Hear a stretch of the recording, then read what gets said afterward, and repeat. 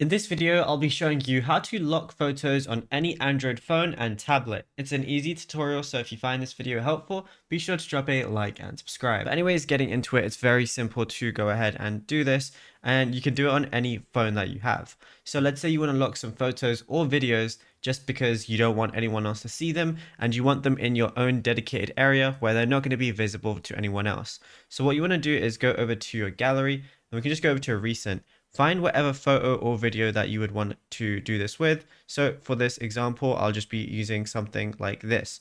All I want to do is go ahead and long press on it, but of course I can select multiple if I want to as well. And then all I'm going to see is on the bottom right, I'm going to see the three little dots where it says more. I'm going to see a lot of options here, but on the bottom, I'm going to see move to secure folder. So go ahead and click on that. Then you just got to enter your secure folder pin. And then once you do that, it's going to say moving items to secure folder. And then that's it. You'll be good to go. Then if you ever want to view them again, literally just go over to your secure folder. So I'm going to go over to it right now. And then if I go over to the secure folder gallery, which is very specific, it only shows the things that I've hidden.